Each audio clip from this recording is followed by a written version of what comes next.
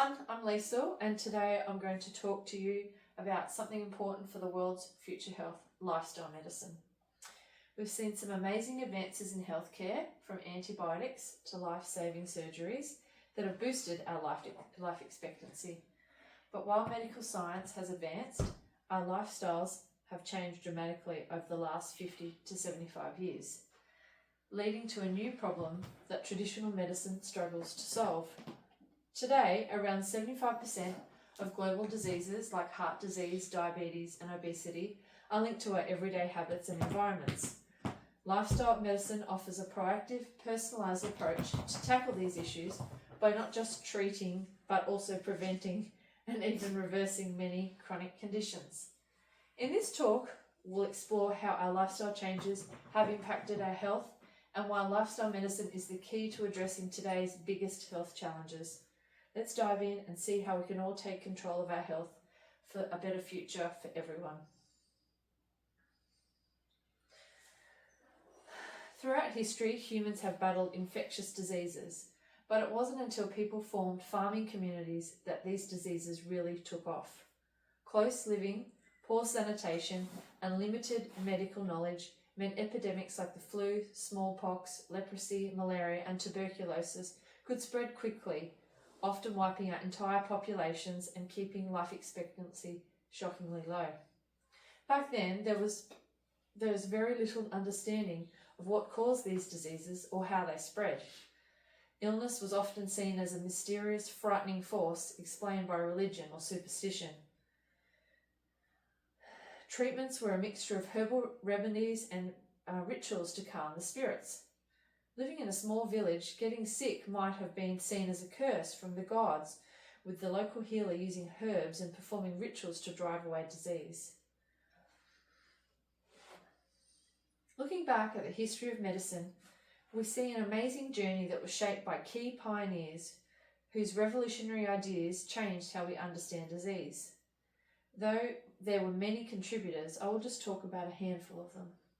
Around 4000 BC, Hippocrates, the father of medicine, shifted the view of illness from divine punishment to natural causes, promoting a holistic approach that laid the foundation for modern evidence-based care. Next came Galen, who pioneered the understanding of anatomy and physiology, and his ideas on clinical observation influenced European medical practice for over 1,000 years.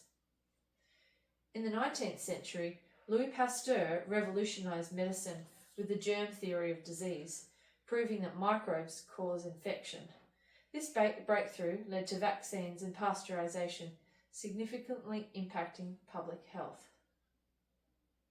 Then came Robert Koch, who identified that specific bacteria caused diseases like tuberculosis and cholera, proving that certain germs caused certain illnesses. A huge breakthrough happened in 1928 when Alexander Fleming discovered penicillin, the first antibiotic. This discovery revolutionized medicine, providing a powerful tool to fight bacterial infections that used to be deadly. Other key milestones include the invention of the microscope, Edward Jenner's smallpox vaccine, public health reforms, and the discovery of anesthesia.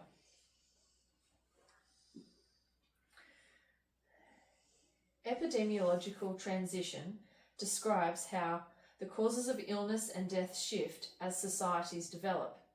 Historically, infectious diseases like smallpox and the plague were the main killers. Advances in medicine, vaccines, antibiotics, sanitation, and nutrition drastically reduced these diseases, leading to longer life expectancies. For instance, the average baby born in the world in 1900 had an average life expectancy of about 32 years. Today, a baby born in 2024 could expect to live up to 71 years, more than double. However, while many countries have made progress against infectious diseases, others still face a double burden, dealing with both infectious diseases and rising rates of chronic illness. Effective public health strategies must tackle both these ongoing infectious threats and the increasing impact of chronic conditions. Here we can see a graph that shows a dramatic increase in life expectancy worldwide particularly from the mid-20th century, around here, which shows the reduced deaths from infectious diseases due to medical and public health advancements. However, regions like Africa, which is the purple line here, still show lower life expectancies, indicating the continued double burden of both infectious and chronic diseases. Here's another graph showing the significant shift from communicable to non-communicable diseases.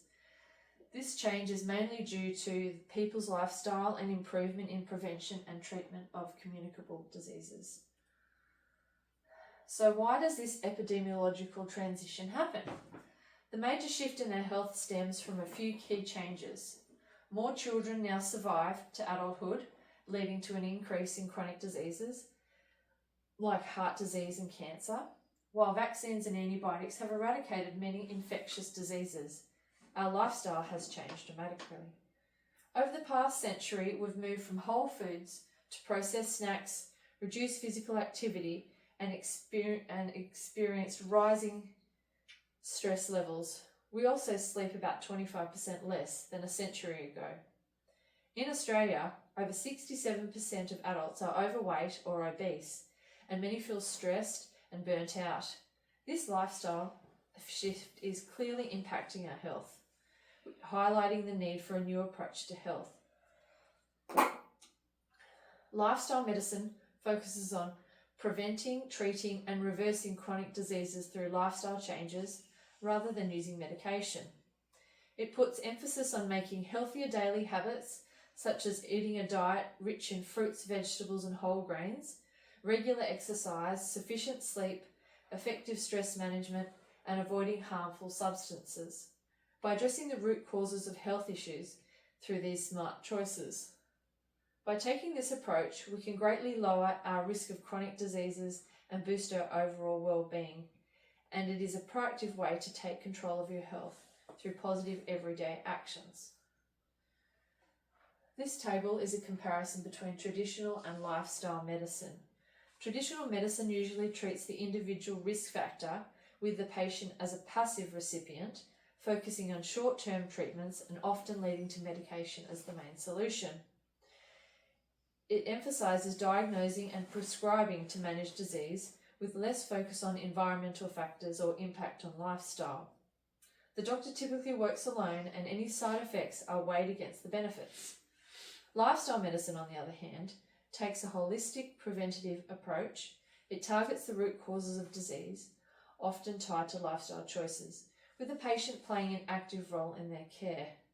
Treatments are long-term, with shared responsibility between clinician and patient, aiming to prevent disease and consider environmental and lifestyle impacts. It involves a team approach with various health professionals. In short, lifestyle medicine shifts from just treating symptoms to empowering patients to take control of their health through sustainable changes.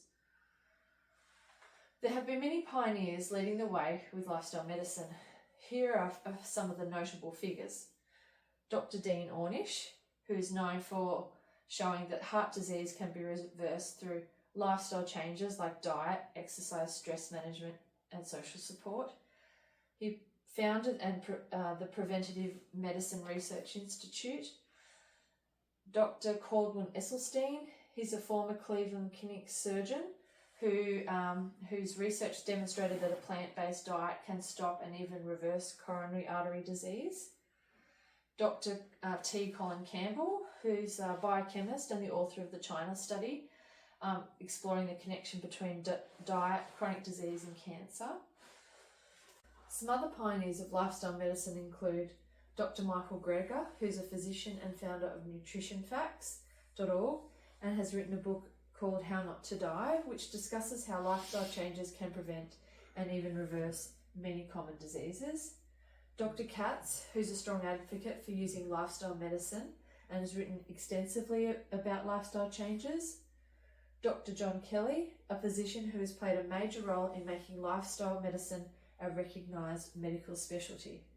These pioneers have not only advanced the scientific understanding of how lifestyle impacts health, but have also worked tirelessly to bring these concepts into mainstream healthcare. Here are some key statistics highlighting the urgent need for lifestyle medicine to be used in healthcare in our current world. Chronic diseases like cardiovascular disease, cancer, diabetes, and chronic respiratory diseases cause nearly 75% of global deaths each year. The WHO estimates that 80% of heart disease, stroke, and type 2 diabetes and 40% of cancer cases could be prevented with better diet and lifestyle. In the US, over 42% of adults are obese and 30.7% are overweight, increasing the risk of chronic diseases.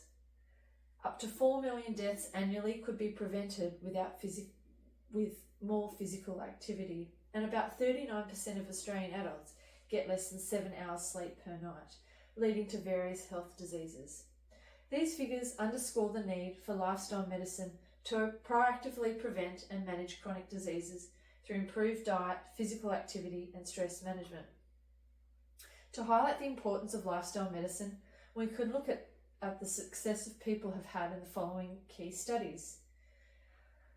With nutrition, there was a study called the PREDIMED study, which found that a Mediterranean diet rich in fruits, vegetables, nuts, and olive oil can cut cardiovascular event risk by up to 30% in high-risk individuals.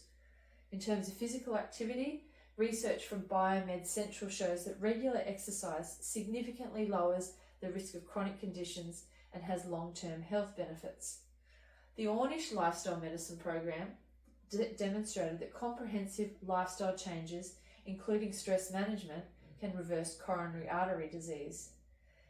And an overall lifestyle change for the study Lifestyle Strategies for Cardiovascular Disease revealed that diet and exercise interventions greatly improved cardiovascular risk factors over time.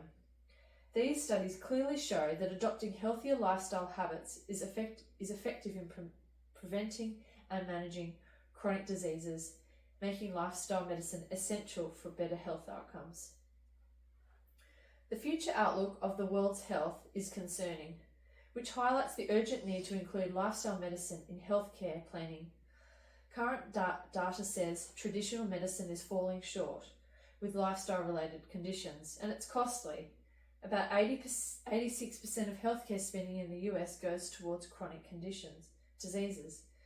Nearly 1/3 of adults globally aren't getting enough exercise, and that could hit 35% by 2030, leading to more heart disease, diabetes, and cancers. Deaths from chronic diseases are expected to rise to 69% by 2030, and tobacco-related diseases are on the rise too. But there's good news. Lifestyle medicine, which focuses on better diet, exercise, stress management, has been scientifically proven to improve reducing the need for medication. To tackle these growing health issues, we need to bring lifestyle medicine into the mainstream.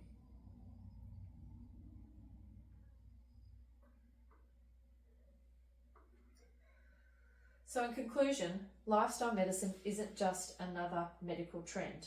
It's a very important medical tool that can be used for tackling today and tomorrow's health challenges.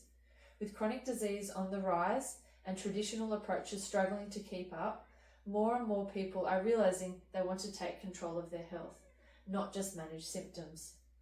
Lifestyle medicine offers a proactive, personalized approach that empowers people to make lasting change to their diet, exercise, sleep, and stress. It's about shifting from a reactive mindset, waiting until something goes wrong, to a proactive one where we prevent, treat, and even reverse chronic conditions. The future is clear. If we want to tackle the health challenges of today and tomorrow, we need to embrace lifestyle medicine, both in our healthcare systems and in our own lives. Thanks for listening, and let's take a step towards a healthier future together. Thank you for listening.